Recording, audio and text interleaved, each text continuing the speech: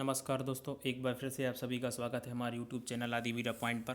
तो दोस्तों आज हम बात करने वाले हैं जो राज्य सेवा प्रारंभिक परीक्षा में हमारा सेकंड पेपर होता है। फर्स्ट पेपर तो आपका जीएस का होता है एंड सेकंड पेपर होता है आपका सी सेट का, जिसे हिंदी में हम कहते हैं सामान्य अभिरुचि परीक्षण, या फिर आप कह सकते हैं सी सेट के लिए civil services aptitude test. Civil services aptitude test है ना। तो इसमें एप्टीट्यूड में क्या क्या आता है और कहाँ से क्या क्या हम पढ़ें, तो सारी जानकारी वीडियो में देखेंगे। और कल हम आपके लिए इसका बताएंगे मेंस का जो है पैटर्न काफ़ी चेंज हो चुका है। 2018 से 17 से लेकर इसका पैटर्न हमेशा चेंज हुआ है। तो कल हम जानेंगे लेटेस्ट पैटर्न इसका क्या है और क्या रहेगा। तो वीडियो को सब्सक्राइब जरूर कर लें। कल हम इसकी बात करेंगे मेंस के सिलेबस में और कहाँ कहाँ से क्या क्या कंटेंट कलेक्ट करना है, वो सारा कल हम आपके लिए इसका मेंस का बताएंगे। आज हम बात करेंगे केवल प्री में जो सी सेट सेकंड पेपर हो उसकी बात करेंगे। तो इसका जो है 200 नंबर का सिलेबस होता है। 200 नंबर का सिलेबस नहीं, 200 नंबर का जो आपका पेपर होगा इसमें, और 200 नंबर का इसमें होता है। 100 क्वेश्चन आते हैं, नेगेटिव मार्किंग इसमें नहीं रहती है। अब चलते हैं हम सिलेबस की तरफ, क्या है इसके सिलेबस में। तो देखिए ये है इसका सिलेबस, जो राज्य सेवा प्रारंभिक परीक्षा का द्वितीय प्रश्न पत्र आता है। अब इसमें पहला टॉपिक आता है आपका बोधगम्यता, जिसको इंग्लिश में क्या देते हैं अपन, कंप्रेहेंशन। तो इसमें आपके लिए आता है गद्यांश। क्या आता है आपके लिए, इसमें आता है गद्यांश। अब गद्यांश क्या कहलाता है, फर्स्ट नंबर टॉपिक पे डिस्कस कर रहे हैं हम गद्यांश बोधगम्यता पर। यह आता है गद्यांश मतलब अपठित, अर्थात जो कि पहले से ना पढ़ा गया हो, आपने कभी पहले पढ़ा ना हो उसके लिए, तो वो गद्यांश आता है। और इसमें से एक गद्यांश आपको दिया रहेगा, वहाँ पर 4-5 प्रश्न आपको फिर उसी गद्यांश से रिलेटेड रहेंगे।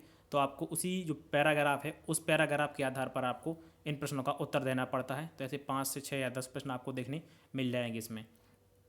तो इसका सबसे अच्छा तरीका यही रहता है कि आप उसको 2 से 3 बार अच्छे तरीके से रीड करें, और उसमें जो फैक्ट पूछे गए हैं वो आप थोड़ा सा माइंड मैप में बना के चलें, और फिर जो प्रश्न पूछे गए हैं आपको लगभग उसी क्रम में आंसर भी देखने काफ़ी हद तक मिल जाते हैं। तो एक समझना है, कभी कभी इसका सारांश ही पूछ देते हैं कि कुछ दे रहा रहेगा, और उसका मतलब सारांश क्या है, सारे का एक शीर्षक बताना पड़ेगा। तो ये थोड़ा आपको अपना माइंड सेट करके थोड़ा देखना पड़ेगा कि उसमें क्या है, क्या पूछना चाह रहा है एक्चुअल में। कभी कभी स्टूडेंट क्या है इसमें भ्रमित हो जाते हैं। खैर एमपीपीएससी का जो सी सेट है उतना टफ नहीं आता जितना यूपीएससी का सी सेट है। इसमें दोनों में काफ़ी फ़र्क है, लेवल काफ़ी ठीक रहता है एमपीपीएससी सी सेट का। अगला है हमारा संचार कौशल और अंतर व्यक्तित्व कौशल। तो ये तो समझ में आप लोगों को आ नहीं रहा होगा क्या है ये आखिरकार, संचार कौशल शायद अंतर व्यक्तित्व कौशल, इसके बारे में जानेंगे हम। तो इसके अंदर का देखिए क्या होता है, सारा जितना भी कुछ स्किल है आपका, संचार कौशल शायद अंतर व्यक्तित्व कौशल, आपका कम्युनिकेशन स्किल, टेक्नोलॉजी का स्किल, आपके बोलने का चलने का कैसा जो स्किल है, सारा कुछ आपका कैसा, आपकी भाषा का जो है कौशल है, संचार का कौशल है, आपका बोलने का कौशल है, ये सारा आपका व्यक्तित्व कौशल इसी में दिखाई देता है। ये सारा कुछ इसी में आता है, संचार कौशल शायद अंतर व्यक्तित्व कौशल। अब इसमें आपकी डिफरेंट डिफरेंट प्रश्न बनते हैं, जैसे आपको एग्जाम्पल देके बताते हैं। एक जैसे कि कोई व्यक्ति, एक व्यक्ति ये है और एक व्यक्ति है, इसका भाषण दे रहा है। तो ये पूछेंगे कि एक व्यक्ति ने कोई 1 घंटे तक भाषण दिया और इसने ये है इसको भाषण को सुना, तो अब ये इसके बारे में बताएगा। तो किस प्रकार का वर्णन कौशल बताएगा इसका, आलोचनात्मक बता सकता है, व्यंग्यात्मक कौशल बता सकता है, सहज श्रवण बता सकता है, या सक्रिय श्रवण बता सकता है। तो इस प्रकार की जो श्रवण है ये आपकी इसी के अंतर्गत आ जाती हैं। तो इस तरह की प्रश्न आप प्रीवियस पेपर में देखेंगे तो आपको जानना इसमें समझ में आएगा। ज़्यादा टफ नहीं है जब क्वेश्चन आते हैं, क्योंकि क्वेश्चन रहता है ऑन द एग्ज़ाम आपको करने पड़ते हैं। इसमें बस प्रैक्टिस जितना ऐसा कर सकते हैं, ऐसा नहीं कि मैथ की कोई फार्मूला लगा दें आप इसमें और आपको भी बन जाएगा। ये आपको वहीं का कौशल है कि आप उसको कितना समझ पा रहे हैं, कितना उसको निकर पा रहे हैं। इसके बाद आता है 3rd नंबर पर अपना तार्किक कौशल और विश्लेषणात्मक क्षमता। तो इसमें क्या है, यहाँ पर आपका रीजनिंग वाला पार्ट आ जाता है, विश्लेषणात्मक क्षमता। रीजनिंग की बात करें यहाँ से, देखिए इस पर यहाँ से 5 से 10 प्रश्न देखने को यहाँ से मिलते हैं, इतना ही 5 से 10 प्रश्न यहाँ, लेकिन यहाँ पर बेटे तार्किक कौशल और इसका बढ़ जाता है, रीजनिंग के 10 से 15 प्रश्न देखने को मिलते हैं। तो रीजनिंग में देखिए आपके कैसे कैसे प्रश्न पूछे गए हैं, डाइस पर पूछे गए हैं, मतलब पासा पर प्रश्न पूछे गए हैं, आपके पासा पर प्रश्न पूछे जाते हैं, आयु पर पूछे जाते हैं, दर्पण भी पर पड़ी प्रश्न देखेंगे, दर्पण प्रतिबिंब पर, कभी दर्पण प्रतिबिंब पूछ लेंगे, ऐसा रखा है दर्पण दाईं ओर से या दर्पण बाईं ओर से रखा हुआ है ऐसा कुछ करके, या आपका जल प्रतिबिंब भी इसमें पूछ लेंगे, जल प्रतिबिंब भी इसमें आपका पूछ सकते हैं। तो तार्किक कौशल में हो गया। इसके साथ साथ आपको कभी कभी जैसे फिगर काउंटिंग भी इसी में दे देते हैं, जो आपका फिगर काउंटिंग आता है कि गिरना है आपको, फिगर कैसा है, मान लीजिए त्रिभुज है, ऐसा त्रिभुज दे दिया कि भाई इसमें कितने त्रिभुज बन सकते हैं, या आपको रेक्टेंगल दे देंगे कि इसमें कितने वर्ग बन रहे हैं, तो वो आपको बताना पड़ेगा। तो ऐसी प्रश्न भी इसमें देखे गए हैं।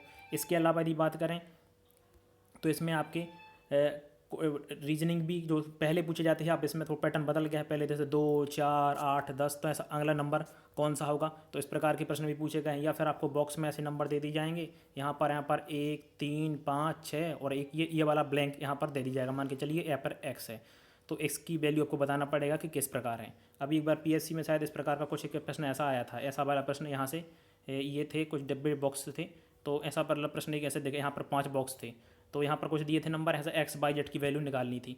तो इस प्रकार के प्रश्न आ रहे थे, उसमें दोनों का टोटल योग करके वैल्यू यहाँ बन रही थी। तो ये प्रश्न ऐसे हैं, जितने ज़्यादा आप इस पर प्रैक्टिस करेंगे उतनी ज़्यादा आप पे इस पर क्वेश्चन बनने के चांसेस ज़्यादा रहेंगे। क्योंकि ये है कि आपने मान लीजिए 1000 प्रश्न प्रैक्टिस में करे तो आपको 1000 टाइप के मालूम चल जाएंगे। वहीं कोई स्टूडेंट 100 करके गया और एग्जाम में उसी में फंस गया, तो और या फिर एग्ज़ाम टाइम में आपने उसको लॉजिक जो पकड़ के रखा, एग्ज़ाम टाइम में आपको क्लिक करेगा। क्योंकि इसमें क्या है, कभी कभी रैंडम क्लिक कर भी जाता है, कभी कभी रैंडम क्लिक नहीं करता है, तो वो पैटर्न आपको देख के चलना है इसमें। इसके अलावा बात करें तो आपसे इसमें डायरेक्शन और दूरी की पूछ ले जाते हैं कि यहाँ सर ईस्ट है या वेस्ट है, नॉर्थ है और साउथ है।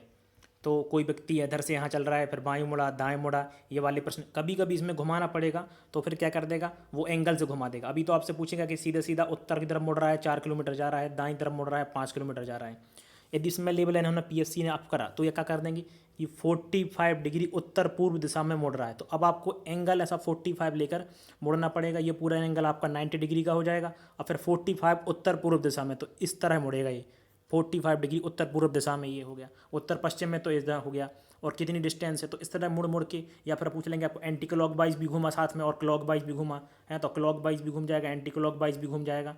तो वो भी आपको इसमें प्रश्न यदि लेवल अप करेंगे तो ये प्रश्न फिर आपसे यहाँ तक भी पूछे जा सकते हैं। वैसे अभी तक इतना पूछा नहीं गया है, सिंपल से पूछे गए हैं। और ये इसके बाद पूछते हैं कि कोई दर्पण है, कोई तस्वीर है, यहाँ कोई किसी व्यक्ति की तस्वीर है, उसमें एक महिला इशारा करते हुए कहती है कि मेरा ये चाचा चाचा भाई का कुछ भी लगता है, तो महिला का उससे क्या रिलेशन है। ऐसे वाले प्रश्न भी आपको इसमें तार्किक कौशल और विश्लेषणात्मक क्षमता में पूछे गए हैं। इतना ही था, बाकी आप लोग इसको प्रीवियस पेपर देखेंगे तो काफ़ी हद में आपको समझ में आ जाएगा। अब हम बात करते हैं नंबर 4 टॉपिक की, निर्णय लेना और समस्या समाधान। तो निर्णय लेना और समस्या समाधान काफ़ी टॉपिक देखने में इजी लगता है, उतना ही इसमें गलती होने के चांसेस ज़्यादा रहते हैं, तो इसको आप लोग ध्यान से देखें। निर्णय लेना और समस्या का समाधान। निर्णय कब लेते हैं आप, कोई समस्या, जैसे कोई कंडीशन हो चुकी है पहले से, मतलब कोई घटना हो गई, अब आपको निर्णय लेना है, तो आप क्या निर्णय लेंगे।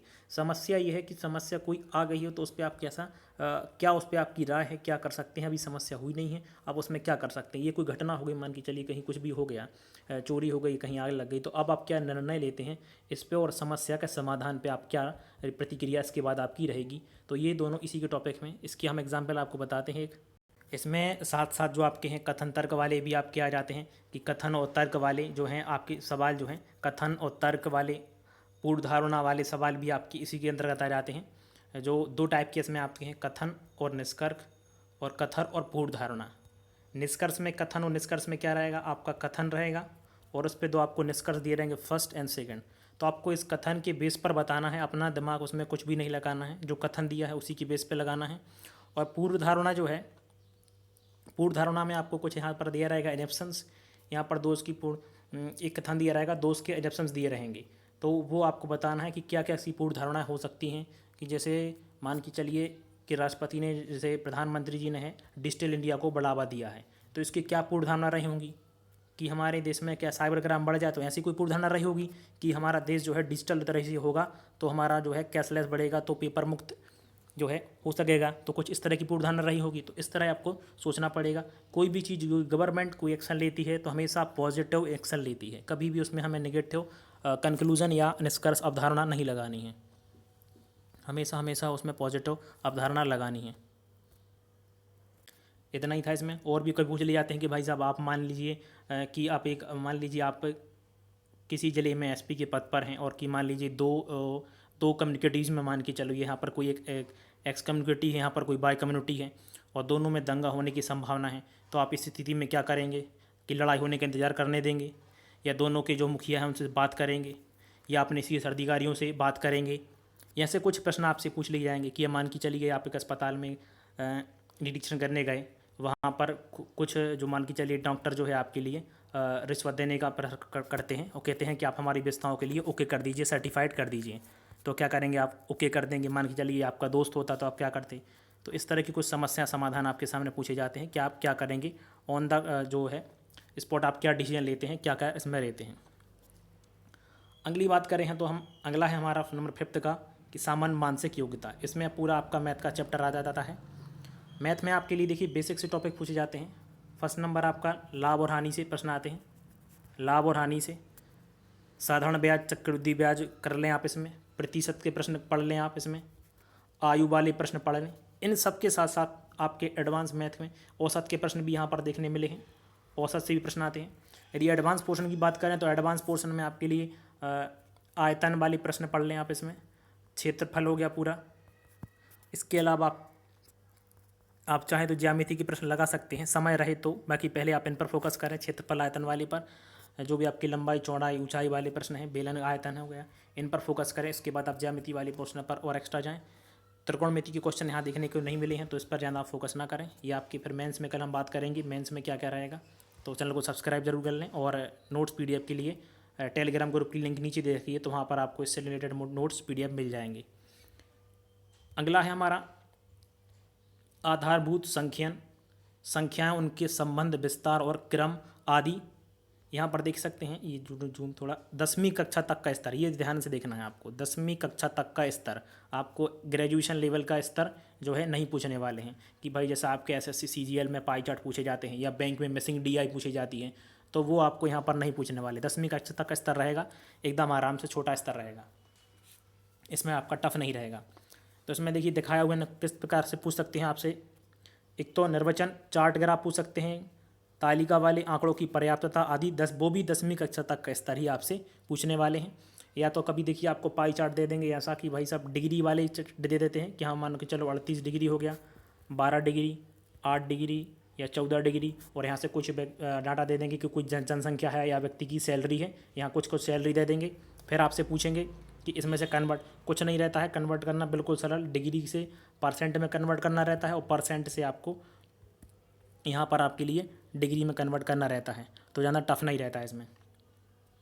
या फिर आप कभी कभी आपसे इस तरह के ग्राफ पूछ लेंगे, ये ऊंचाई बढ़ता है, ये नीचे हो जाएगा, इस तरह का पूछ लेंगे। या फिर कभी कभी आपसे इस तरह के आंकड़े रहेंगे इस तरह से, तो ये बढ़ता है, ऐसे ऐसे ऐसे आंकड़े यहाँ कुछ वैल्यूज़ ही रहेंगी, ये समय ग्राफ में रहेगा आपका। और 4-5 प्रश्न ऐसे फिक्स है कि 5 प्रश्न इस पर सीधे बनते हैं आपके, तो आपको आंकड़ों का पढ़ना पड़ता है। कभी कभी थोड़ा आंकड़े डिफिकल्ट दे देते हैं, लेकिन आंसर आपके आराम से निकल के आ जाएंगे।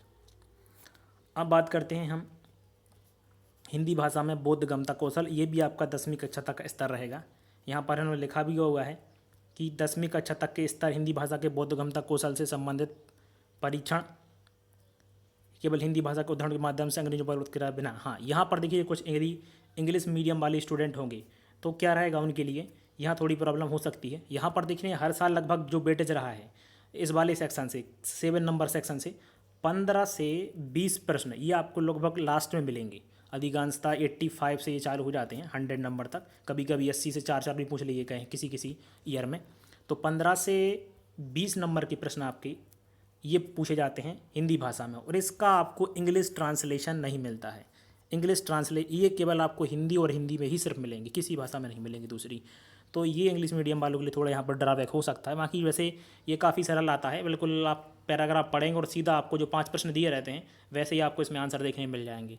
तो ये अधिकांश स्टूडेंट कर ही देते हैं। अभी भी एवरेज स्टूडेंट 70 से 80 मार्क्स तो कर ही जाते हैं। वैसे जो सीसेट की तैयारी, फॉरेस्ट की तैयारी कर रहे हैं वो उनको 90+ नंबर लाना इसमें ज़रूरी रहता है, तभी आपका जो है कट ऑफ निकाल पाएंगे इसमें।